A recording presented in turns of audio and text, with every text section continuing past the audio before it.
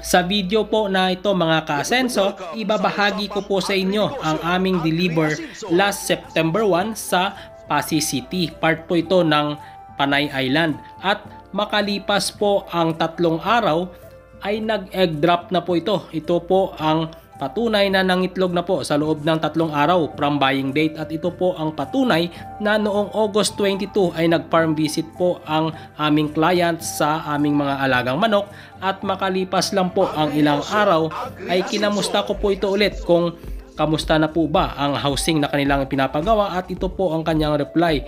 Nag-send po siya ng image sa akin, at makalipas po ulit ang ilang araw, August 28, ay ito na po, meron na pong gawang kahoy, at ang sabi niya pwede na daw ng Friday, which is September 1. At ito na po, pagdating ng September 1, nag-deliver po kami ng 120 heads na mga RTL, at makalipas po ang 3 araw, kinamusta ko po si client, at ang kanyang reply ay good news daw po, at nakatatlong itlog na ang kanyang mga RTL. Kaya ko po ito ibinahagi ang video na ito mga ka-asenso, dahil marami pong mga client na nag-i-inquire po dito sa page na ito sa Usapang Agri-Negosyo, hanggang sa i-assist ko po sa sukat ng pagpapagawa ng kubo. At kalaunan po, sad to say, hindi po sa amin kumuha ng mga RTL dahil baka meron pong nag-offer na mas mababa ng kaunti sa presyo ng aming mga RTL. Pero ito po ang aking tinitiyak sa inyo, na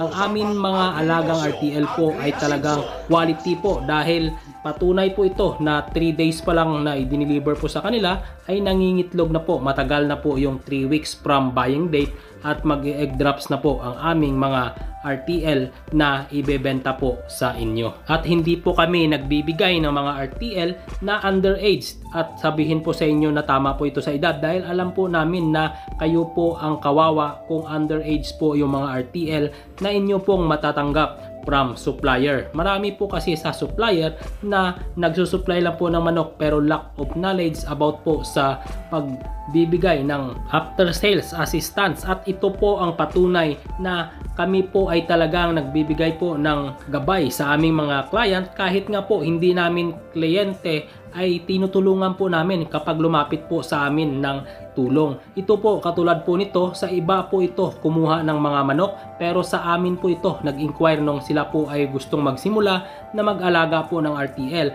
Ito po, makalipas po ang ilang linggo ay bumalik po dito sa akin at humihingi po ng tulong dahil nga po ang kanilang mga manok ay nagkasakit. Kaya po nagbigay po ako ng gamot na maaari pong ibigay dito sa kanya mga alaga, dahil nga po kahit hindi siya kumuha sa amin ay nakakaawa po yung kanyang mga alaga, at siya na rin po, dahil sayang po ang kanyang puhunan kung ito po ay mamamatay. Kaya tinulungan ko po ito, at ito po ang mga ilan sa patunay na kapag may nag-offer po sa inyo ng mas mababa ng kaunti doon sa presyo po namin, ay hindi po yan basehan o hindi po yan sapat na dahilan para kayo po ay makakatipid doon sa kaunting offer po niya na mas mababa po sa presyo namin. Ang tingnan po ninyo ay yung quality ng mga manok, at kung ito po ba ay kapani-paniwala po ang seller na ito o legit po ba ito. Katulad po nito sa video po na napapanood po ninyo, diniliver po ito sa isa sa nakilala ko po sa part ng Luzon. Nasa 400 heads po yan, pero lumagpas na po ang 1 buwan niyang pagpapakain. 1 month and a half na po niyang pinapakain ito, pero hindi pa rin po nangingitlog ang mga RTL na ito. Nakakalungkot dahil nga po napakamahal po ng feeds para magpakain po tayo ng matagal bago po sila mangitlog. Dahil nga po sa sariling tingin po namin o sa sariling opinion po namin, ang mga RTL na ito na i-deliver po sa kanya ay nasa 12 to 13 weeks old pa lang po ang edad nito. Kaya isipin po ninyo, sa tagal po ng kanyang pagpapakain hanggang ngayon po sa araw na ito, September 4, hindi pa rin po nangingitlog ang kanyang mga RTL. Pero base po sa kanya, more than 20 weeks na daw po ito, or nasa 24 weeks old na daw po ang mga RTL na ito. Pero para po sa amin ay nasa 17 pa lang po ito ngayon. Kaya hoping po na after 2 weeks, ito po ay mag-start na rin po silang mangingitlog. Kaya po kayo mga viewers ng Usapang Agri-Negosyo, bago po kayo bumili ng mga RTL, alamin nyo po muna ang seller kung legit ba ito, para hindi po kayo makakaranas ng katulad nito. At tingnan nyo din po ang mga manok na ito. Ito po ay galing sa amin. Ibang-iba po doon sa pinakita ko kanina na sinasabi po nila na nasa 22 weeks old na daw, pero base po sa amin sariling pananaw ay nasa 12 to 13 weeks old pa lang po ang mga RTL na yon.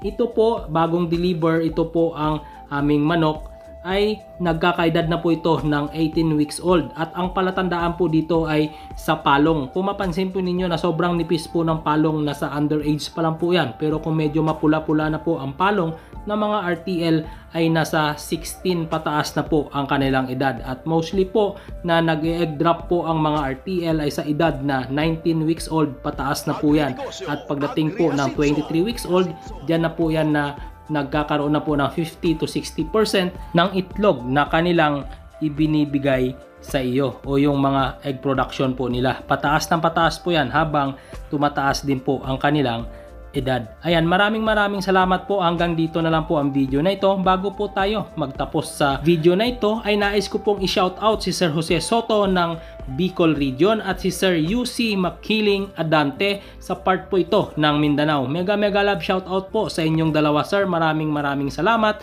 sa inyong pagbabahagi ng inyong mga poultry sa channel na ito. God bless po at good luck and more eggs to come po sa inyong mga alagang manok. Maraming salamat po.